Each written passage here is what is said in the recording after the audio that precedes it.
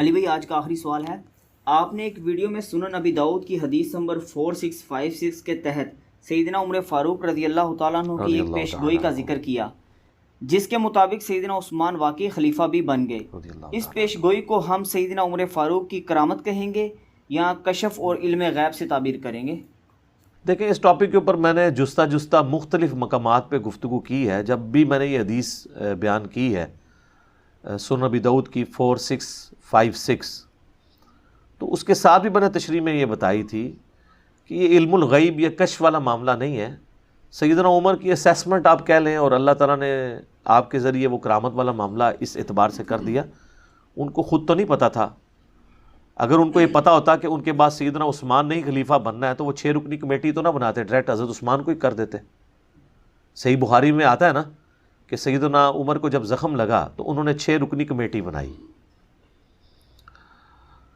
اور فرمایا کہ میں اپنے بعد اس امر خلافت میں ان 6 بندوں کے سوا کسی کو حقدار نہیں سمجھتا کہ جن سے رسول اللہ اپنی وفات تک راضی رہے۔ پھر انہوں نے کہا علی، عثمان، طلحہ، زبیر، عبد الرحمن بن عوف، سعد ابن ابی وقاص، اور حضرت سعید ابن زید بھی تھے ان کے بہنوئی، ان کا نام نہیں لیا کیونکہ وہ رشتہ دار تھے، اشرم بشرہ میں وہ بھی تھے۔ ابو عبیدہ ابن جرح کا نام اس لیے نہیں لیا کہ وہ فوت ہو چکے تھے اس وقت تک۔ یہ 6 بندے ہی زندہ تھے، سیدنا علی، عثمان، طلحہ، زبیر، عبد الرحمن بن عوف اور سعد ابن ابی وقاص۔ اور مسلم میں تو بڑے سخت الفاظ ہیں کہ جن کو دیکھو کہ ان کی مخالفت پہ کھڑا ہوا ہے تو سمجھ لینا یہ اسلام کے دشمن اور کافر ہیں، جن کو میں نے اسلام کی خاطر اپنے ہاتھوں سے مارا تھا۔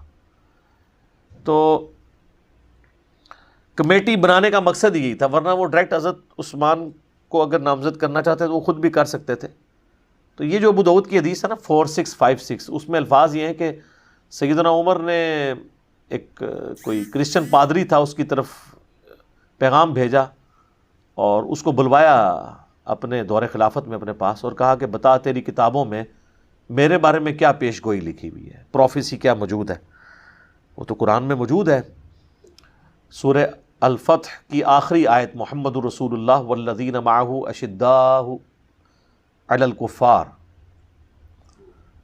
رحماء بینہم، تو اس میں آگے چل کے آتا ہے کہ ان کی یہ صفات، نبی علیہ السلام کی اصحاب کی یہ صفات تورات اور انجیل میں موجود ہے۔ تو حضور علیہ السلام کے ساتھیوں کی تعریف ان کتابوں میں بھی موجود تھی جو پرانی الہامی کتابیں تھیں۔ تو وہ پادری کہنے لگا کہ آپ کے بارے میں لکھا ہے کہ آپ قرن ہیں۔ تو انہوں نے کہا کیا مطلب قرن کا؟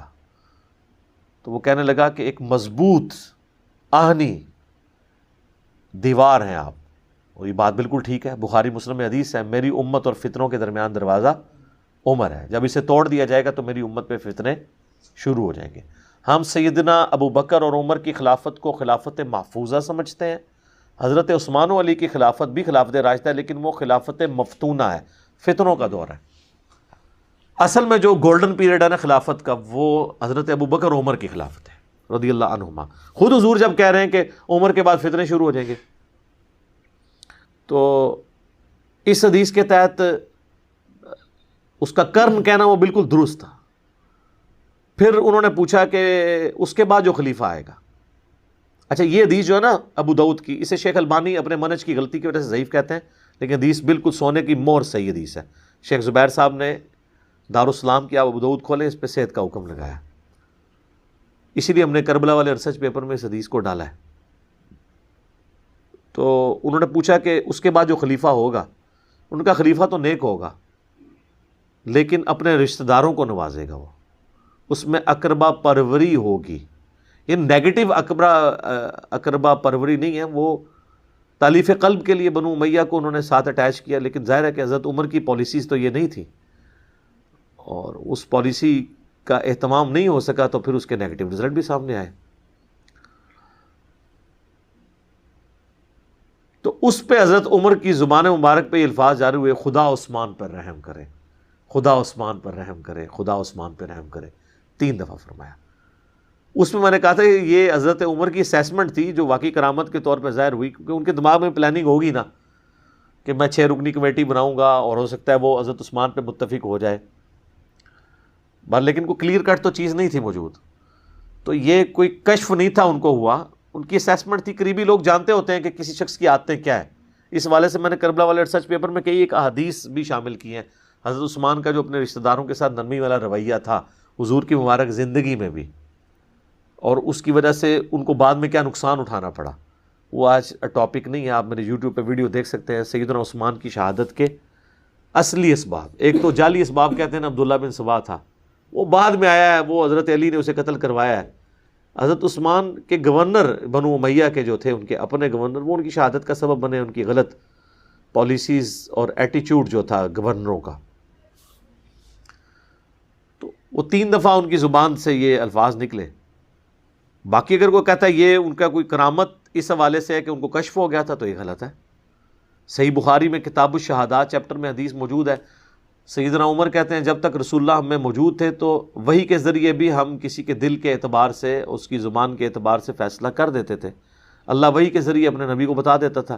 جب سے حضور فوت ہوئے ہم ان کے ظاہر پہ فتویٰ لگائیں گے اور دن کا معاملہ اللہ کے اوپر چھوڑیں گے. ہمیں نہیں پتہ کسی کے دل کے اندر کیا ہے. تو حضرت عمر تو خود اپنے کشف کی نفی کر رہے ہیں. لہٰذا یا ساریت الجبل والی روایت جو دلائل النبوہ امام بیہقی کی کتاب سے پیش کی جاتی ہے، جو مشکات میں بھی 3 جلد کے اندر موجود ہے، اس کی 2 اسناد ہیں، دونوں ضعیف ہیں. تو ایک میں تدلیس کا ایشو ہے، دوسری روایت جو ہے وہ ضعف کی وجہ سے ضعیف ہے. اس پہ شیخ زبیر صاحب نے پورا مضمون بھی لکھا ہوا ہے. دونوں روایتیں جو ہے نا وہ ضعیف ہیں. تو وہ یا ساریت الجبل والی بھی روایت کوئی ثابت نہیں ہے. تو بخاری میں جب آ گیا کہ انہوں نے کہا کہ ہمیں تو نہیں پتہ، ہم تو اللہ کے سپرد کرتے ہیں دلوں کا معاملہ، ہم تو ظاہر پہ بات کرتے ہیں. یہاں پہ بھی ان کی اسیسمنٹ تھی. پھر انہوں نے پادری سے پوچھا کہ اس کے بعد جو خلیفہ بنے گا، تو اس نے کہا کہ وہ تو لوہے میں لپٹا ہوا شخص ہوگا. تو حضرت عمر کو غصہ آیا. انہوں نے کہا بدبودار کیا کہہ رہا ہے تو، لوہے میں لپٹا ہوا. تو کہنے لگا کہ وہ خلیفہ تو بڑا نیک ہوگا، لیکن اس کی زندگی پوری جنگوں میں گزرے گی، کیونکہ تلوار نیام سے باہر آ چکی ہوگی. وہ تو خود نیک ہوگا، کوشش کرے گا اس سسٹم کو بچانے کی، لیکن معاملات ہینڈل نہیں ہوں گے، خون بہنا نہیں رکے. لوہے میں لپٹا ہوا یعنی وہ اس کو خلافت سنبھالتے ہی زیرہ پہننی پڑ جائے گی. تو پھر مولا علی کو جنگ جمل صفین نہروان لڑنی پڑی ہے نا. اب دیکھیں نا، تو وہ تو پہلے ہی پریڈکشن موجود تھی کہ ان پہ یہ مشکل وقت آنا ہے. تو اس حدیث کے تحت بعض لوگوں نے کہا کہ حضرت عمر کو کوئی شاید کو کشف ہو گیا تھا. کشف نہیں ہوا تھا، بلکہ ان کی ایک اسیسمنٹ تھی کہ حضرت عثمان میں یہ کوالٹیز پائی جاتی ہیں، خدا عثمان پہ رحم کرے کہ وہ ایسا یعنی معاملہ ان سے نہ ہو. باقی یہ کہ وہ جو معاملات ہوئے اس کی وجہ سے پھر میں سمجھتا ہوں کہ سیدنا عثمان کی شہادت ان کی غلطیوں کا کفارہ بن گئی. اس حوالے سے آج کی ڈیٹ میں ہم انہیں کوئی متون نہیں کر سکتے. وہ بخاری میں بڑی ڈیٹیل حدیث ہے نا، ایک صحابی نے خواب دیکھا تھا کہ آسمان سے گھی اور شہد ٹپک رہا ہے اور رسول اللہ صلی اللہ علیہ وآلہ وسلم ایک رسی لٹکی ہے، اس سے اوپر چڑھ گئے، اور پھر دوسرے شخص نے وہ رسی پکڑ لی، وہ بھی اوپر چڑھ گیا، یعنی حضرت ابو بکر. پھر تیسرے شخص نے رسی پکڑی، وہ بھی اوپر چلا گیا، یعنی حضرت عمر.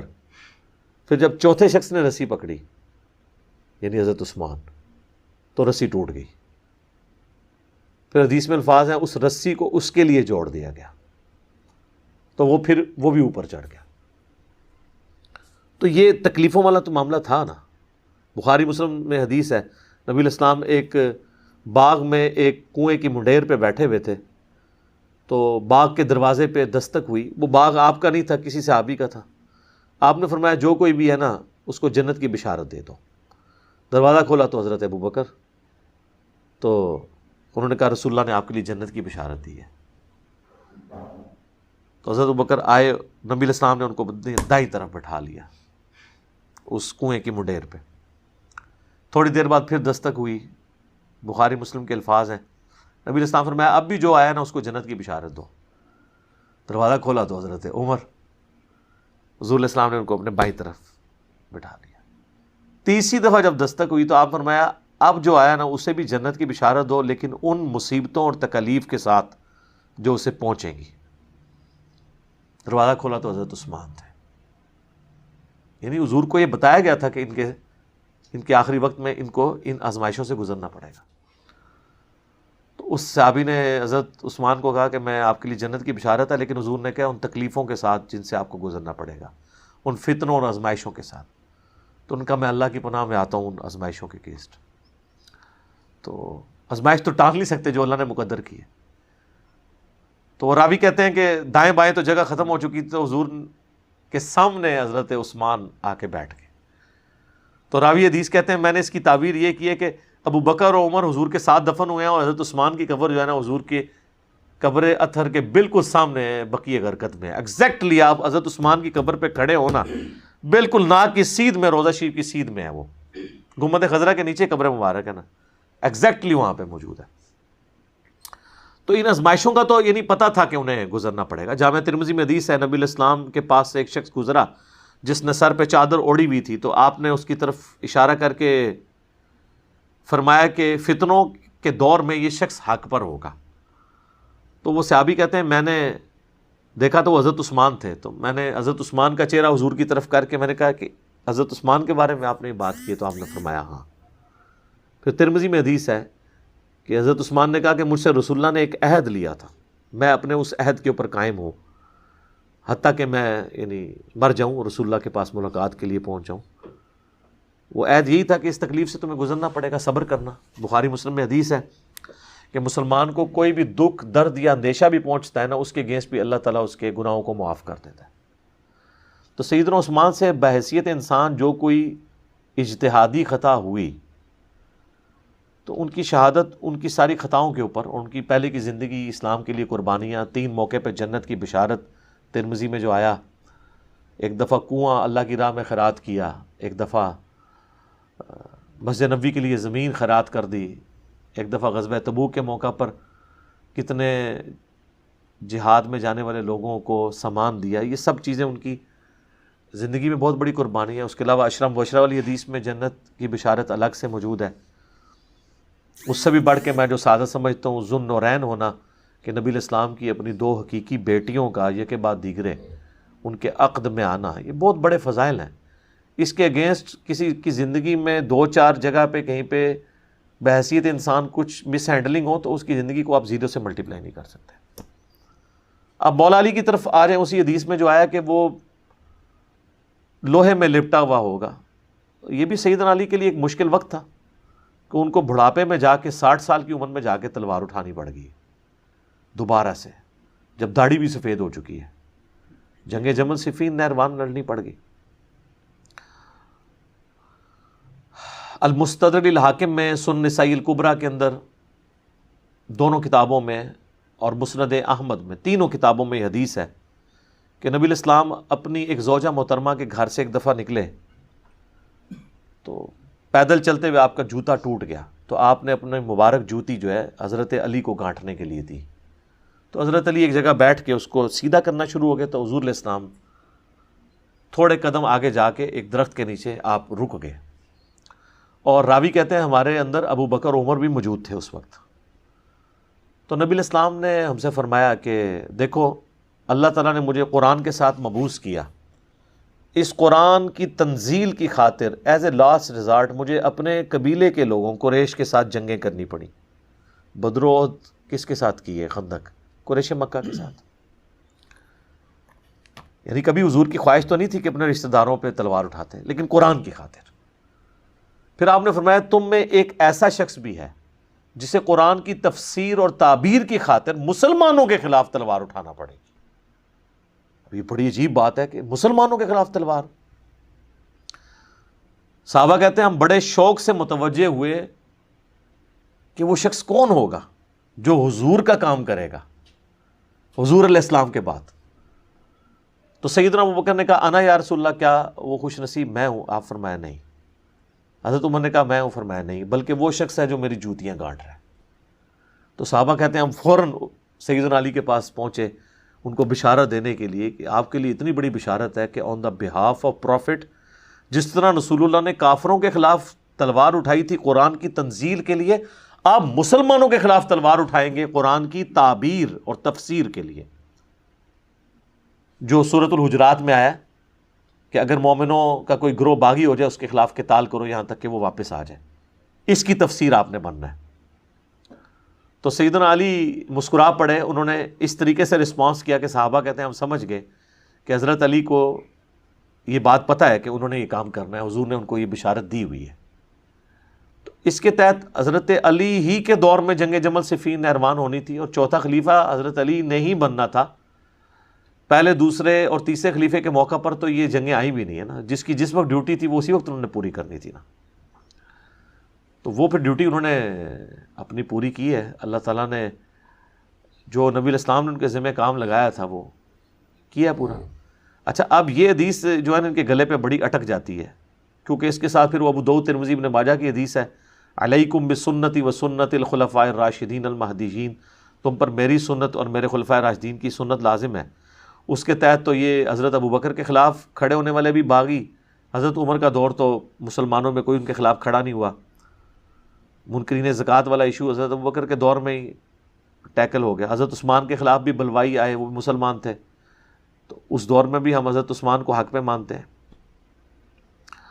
اور حضرت علی کے دور میں بھی جو حضرت علی کے مخالفین ہیں ان کے مقابلے میں حضرت علی حق پہ تھے. ہمیں خلیفہ راشد کی پیروی کا حکم تھا اور وہاں پہ ان کو تلوار بھی اٹھانی پڑی. اچھا, اب جب یہ حدیث آتی ہے نا کہ نبی علیہ السلام نے فرمایا کہ تمہیں قرآن منوانے کے لیے مسلمانوں کے خلاف تلوار اٹھانی پڑے گی, تو یہ حدیث ان کے لیے بڑی مشکل ہو جاتی ہے. یہ آپ کو پتہ ہے اس حدیث کی تفسیر میں کہتے ہیں یہ اصل میں اس سے مراد جنگ جمل اور صفین نہیں ہے, وہ کہتے ہیں اس سے مراد جنگ نہروان ہے. تو اس کا مطلب ہے خوارج مسلمان ہوئے نا, پھر منوا لے نا دونوں, مسلمانوں کے خلاف تلوار اٹھانی پڑی.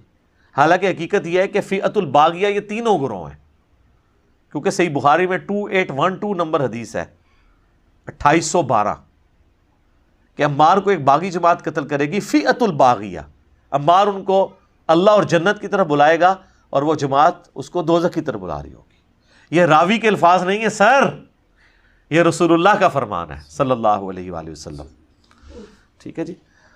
تو فئۃ الباغیہ تو جنگ صفین والوں کو کہا گیا, جنگ جمل والے تو ہے ہی تھے, انہوں نے تو خیر توبہ بھی کر لی. سیدہ عائشہ بھی بعد میں شرمندہ ہوئی, سیدنا طلحہ زبیر نے تو جنگ بھی چھوڑ دی. الگ سے میری اس کے اوپر ویڈیوز ریکارڈڈ ہیں. جنگ جمل صفین اور نہروان آپ لکھیں تو میری ویڈیوز کھل جائیں گی. میرا ریسرچ پیپر بھی کربلا والا پڑھ لیں. آج میرا ٹاپک نہیں ہے, میں اس کو اسی پہ کنکلوڈ کرتا ہوں اور اسی حدیث کی طرف واپس آتا ہوں. 4656 سیدنا عثمان کے بارے میں, حضرت عثمان رضی اللہ تعالیٰ عنہ کے بارے میں جو حضرت عمر کے کومنٹس تھے وہ کوئی کشف و الہام سے نہیں تھے, ان کی اسیسمنٹ کی وجہ سے. جیسے ساتھی لوگ آپس میں ایک دوسرے کو جانتے ہوتے ہیں کہ کسی کا ایٹیچیوڈ کس قسم کا ہے, تو اس طرح کے کئی ایک زندگی میں حضرت عثمان کے واقعات موجود تھے کہ جو ان سے بعض اوقات اپنے رشتہ داروں کے معاملے میں یعنی شفقت کا پہلو غالب ہوا. وہ آج ٹاپک نہیں ہے, آپ کربلا والے ریسرچ پیپر میں کئی ایک چیزیں پڑھ سکتے ہیں. ایک کاتب وحی جو مرتد ہو گیا تھا, حضرت عثمان کا رشتہ دار تھا, سنن نسائی میں ڈیٹیل حدیث موجود ہے. آپ نے فرمایا غلاف کعبہ میں بھی پاؤ اسے قتل کر دینا. حضرت عثمان نے اسے پناہ دے دی, حضور کے سامنے جو ہے وہ پیش کیا. عبداللہ بن سعد ابی سرہ, تو نبی علیہ السلام نے اپنا چہرہ انور پھیر لیا, دوسری طرف سے آ کے پیش کیا, یا رسول اللہ اس کی توبہ. حالانکہ حضور تو فرما چکے تھے کہ غلاف کعبہ میں لپٹا ہو. باقی 3 قتل ہو گئے, اس کو تو پناہ مل گئی تھی, اور حضور تو نہیں چاہتے تھے پناہ ملے, کیونکہ یہ کاتب وحی تھا اور مرتد ہوا تھا. کاتب وحی مرتد ہوا ہو تو پھر معاملہ تو بڑا خطرناک ہے. 3 دفعہ ایسے ہوا, چوتھی دفعہ نبی علیہ السلام نے شفقت فرمائی. ٹھیک ہے, جب وہ چلا گیا تو آپ نے فرمایا کہ تم میں کوئی ایک شریف آدمی بھی ایسا نہیں تھا کہ وہ دیکھ رہا ہو کہ میں اپنا رخ انور پھیر رہا ہوں تو اٹھ کے اس کو قتل کر دیتا, جس کے بارے میں عثمان مجھ سے پناہ مانگ رہا تھا. جب میں نے حکم دیا تھا کہ غلاف کعبہ میں بھی لپٹا ہوا تو قتل کر دو, تو تم نے اس چیز کا کیوں کیا کہ میں تمہیں ڈائریکٹلی حکم دوں؟ میرا چہرہ انور پھیرنے سے تم نے سمجھ نہیں لیا کہ اسے مار دو؟ تو صحابہ نے کہا یا رسول اللہ, آپ اگر ہمیں ایک دفعہ آنکھ سے اشارہ کر دیتے نا تو ہم اسے ادھر ہی تکا بوٹی کر دیتے. تو نبی علیہ السلام فرمایا کہ نبی کے لیے شایع نہیں کہ وہ آنکھ سے کسی کو اشارہ کرے, یہ اس کے اخلاق سے بلند تر چیز ہے. لیکن نبی علیہ السلام کو ظاہر ہے کہ, اور پھر یہی جو ہے نا یہ مصر کا گورنر تھا, اسی کی وجہ سے حضرت عثمان کے لوگ خلاف ہوئے اور وہ دیکھیں کس جگہ ایک معاملہ مس ہینڈل ہوا اور اس کے ایفیکٹس کہاں تک جا کے نکلے. اس کو ویسے پنجابی میں ایک محاورہ بولا جاتا ہے کہ ہاتھاں نال لائیاں ہوئیاں گنڈاں جہڑیاں نے وہ دنداں نال کھولنیاں پیندیاں نے. یعنی جو ہاتھ سے آپ گرہ لگاتے ہیں نا وہ پھر اتنی مضبوط لگ جاتی ہے کہ وہ ہاتھ سے نہیں کھولتی, پھر دانتوں سے کھولنی پڑتی ہے. تو اس طرح کی ایکٹیویٹیز, اس طریقے سے مروان اور اس کے باپ حکم کو نبی علیہ السلام نے شہر بدر کر دیا تھا. حضرت ابوبکر کے دور میں حضرت عثمان نے بڑی کوشش کی, رشتہ دار تھے کہ ان کو اندر لے آئیں. حضرت ابوبکر نے نہیں اجازت دی, حضرت عمر نے اجازت نہیں دی. اپنے دور میں وہ لے آئے, اپنی بیٹی کا بھی نکاح کر دیا کہ شاید یہ سدھر گئے ہوں. اور وہی مروان ہے جس نے مور لگا کے تو وہ محمد نبی بکر اور باقی لوگوں کے لیے قتل کا فتویٰ جاری کیا تھا, جس کی وجہ سے اہل مصر ان کے خلاف ہوئی. حضرت عثمان کا محاصرہ کر کے انہیں شہید کر دیا. تو اس کے پیچھے بھی وہ ایک رشتہ داری والی شفقت. پھر مسلم شریف میں جو حدیث ہے, جو ولید بن عقبہ جو ان کا ستیلا بھائی تھا حضرت عثمان کا, اسے کوفے کا گورنر لگایا, وہ اس نے شراب پی کے نماز پڑھائی. مسلم شریف میں آتا ہے, سلام پھیر کے کہتا ہے میں 2 پڑھائی نے, یہ 4 پڑھائی نے. اسے پتہ ہی نہیں تھا. شکایت پہنچی, کوڑے بھی لگوائے گئے. حضرت علی موجود تھے, حضرت عثمان نے کہا اسے کوڑے لگاؤ. حضرت علی نے حضرت حسن ابن علی سے کہا کہ اٹھ اسے کوڑے لگا. تو حضرت حسن نے اپنے باپ کے بھی حکم نہیں مانا. انہوں نے کہا جو ان کی میٹھی کھاتا ہے وہی کڑوی بھی چکھے, کیوں اس طرح کے گورنر ہمارے اوپر لگاتا ہے. یعنی اس کا مطلب تھا. پھر بنو امیہ بنو ہاشم کی جنگ شروع ہو جائے گی, ایک کولڈ وار. تو حضرت حسن وہاں سے چلے گئے, حضرت علی اپنے باپ کا حکم نہیں مانا. اتنی ناراضگی تھی, وہ سمجھتے تھے کہ یار کیوں اس طرح کے لوگ ہم پہ مسلط کیے ہیں حضرت عثمان نے. پھر ایک اور صحابی تھے, ان کو حضور سیدنا علی نے حکم دیا تو انہوں نے کوڑے لگائے. 40 پہ پہنچ کے انہوں نے کہا کہ رسول اللہ صلی اللہ علیہ وسلم 40 لگواتے تھے, حضرت ابوبکر نے بھی 40 لگوائے, حضرت عمر نے 80 لگائے. مجھے دونوں پسند ہیں لیکن 40 پہ اکتفا کرتے ہیں, 80 بھی لگوا سکتے تھے. تو وہ آہستہ آہستہ ساری چیزیں پائل اپ ہوتی گئیں. پھر صحیح بخاری میں آتا ہے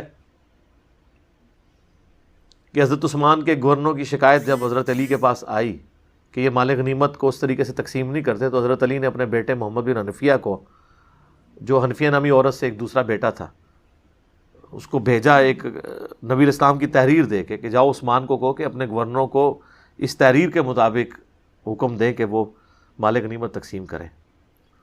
تو وہ کہتے ہیں کہ میں جب لے کے پہنچا تو حضرت عثمان نے کہا کہ مجھے اس تحریر کی حاجت نہیں ہے. وہ کہتے ہیں میں لے کے واپس آیا, حضرت علی کو اپنے باپ کو بتایا تو حضرت علی نے کہا کہ اس تحریر کو نا وہیں رکھ دو, اسی طاقچے میں جہاں سے اٹھائی تھی. اس پہ محمد بن حنفیہ کہتے ہیں اگر میرے باپ نے عثمان کے خلاف کبھی کھڑا ہونا ہوتا تو یہ موقع تھا جب رسول اللہ کی تحریر انہوں نے واپس کر دی. تو حضرت علی نے اس وقت بھی ٹالریٹ کیا. اس کی تعبیر بعض سنیوں نے کیا کہ وہ انہوں نے کہا کہ میرے پاس فوٹو کاپی رکھی ہوئی ہے. فوٹو کاپی نہیں تھی جناب. تو وہ اس طرح کئی ایک چیزیں جمع ہوتی رہی. تو وہ پھر ایک جمع ہوتے ایک انبار لگ گیا.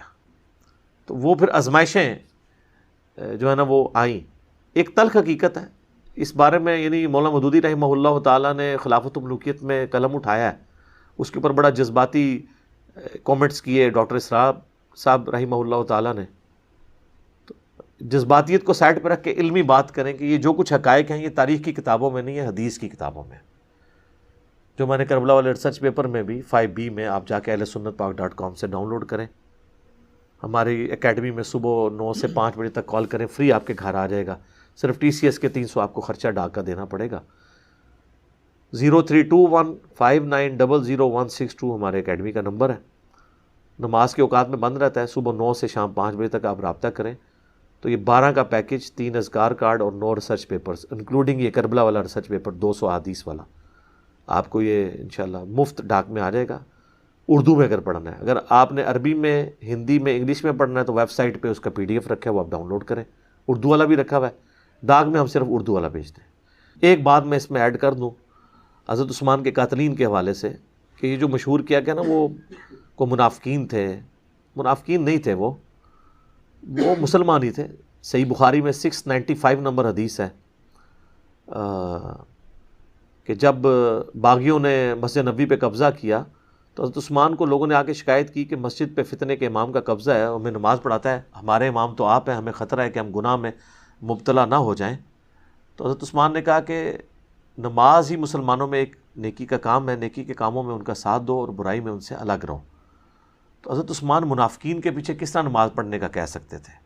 منافق کا تو مطلب کافر ہوتا ہے۔ تو بلوائی جو تھے وہ مسلمان ہی تھے، ان میں کئی اصحاب بدر بھی تھے، اصحاب شجرہ میں سے بھی کچھ لوگ تھے۔ تو البتہ ہم ان کے سٹانس کو غلط سمجھتے ہیں، جس طرح ہم حضرت طلحہ اور زبیر کے سٹانس کو غلط سمجھتے ہیں، حضرت معاویہ کے سٹانس کو حضرت علی کے خلاف غلط سمجھتے ہیں، اگرچہ یہ بھی صحابہ ہے، اس طرح ان صحابہ کے حضرت عثمان کے خلاف ایکٹیویٹی کو غلط سمجھتے ہیں۔ اختلاف رائے جو تھا وہ درست تھا، لیکن ایکٹیویٹی پرفارم جو کی وہ غلط کی ہے۔ تو یہ میں نے اس لیے کلیئر کرنا ضروری سمجھا۔ لوگ کہتے ہیں وہ جی مسند احمد میں ایک حدیث ہے کہ نبی علیہ السلام نے فرمایا کہ منافقین کوشش کریں گے تم سے وہ قمیض اتروانے کی۔ وہ منافقین وہ اصطلاحاً منافقین نہیں ہیں، وہ لغت کے معنوں میں آپ کہہ سکتے ہیں۔ اصطلاح والی منافقین تو اگر حضرت عثمان کو حضور نے کہا کہ منافقین تم سے اتروائیں گے تو آپ نے منافقین کے پیچھے نماز کی اجازت دینی تھی۔ وہ تو اسی طریقے سے جیسے بخاری مسلم میں حدیث ہے کہ منافق کی 4 نشانیاں ہیں، بات کرے گا تو جھوٹ بولے گا، اور اسی طریقے سے اگر کہیں پر جھگڑا ہو جائے گا تو وہ گالی گلوچ پہ اتر آئے گا، وعدہ خلافی کرے گا۔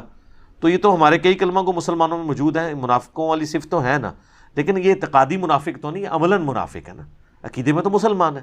اس طریقے سے وہ بلوائی بھی مسلمان تھے۔ تو یہ میں نے کلیئر کرنا اس حوالے سے ضروری سمجھا۔ اس پہ امام بخاری نے باب باندھا ہے کہ باغی اور بدتی کے پیچھے نماز کا حکم کیا پڑھ سکتے ہیں۔ اللہ تعالیٰ سے دعا ہے جو حق بات میں نے کہی اللہ تعالیٰ ہمارے دلوں میں راسخ فرمائے۔ اگر جذبات میں میرے منہ سے کوئی غلط بات نکل گئی تو اللہ تعالیٰ ہمارے دلوں ہی سے محو کر دے، ہمیں معاف بھی فرما دے، ہمیں کتاب و سنت کی تعلیمات پر عمل کر کے دوسرے بھائیوں تک پہنچانے کی توفیق عطا فرمائے۔ سبحانک اللہم و بحمدک، اشہد ان لا الہ الا انت، استغفرک و اتوب الیک، وما علینا الا البلاغ المبین۔ جزاکم اللہ خیرا۔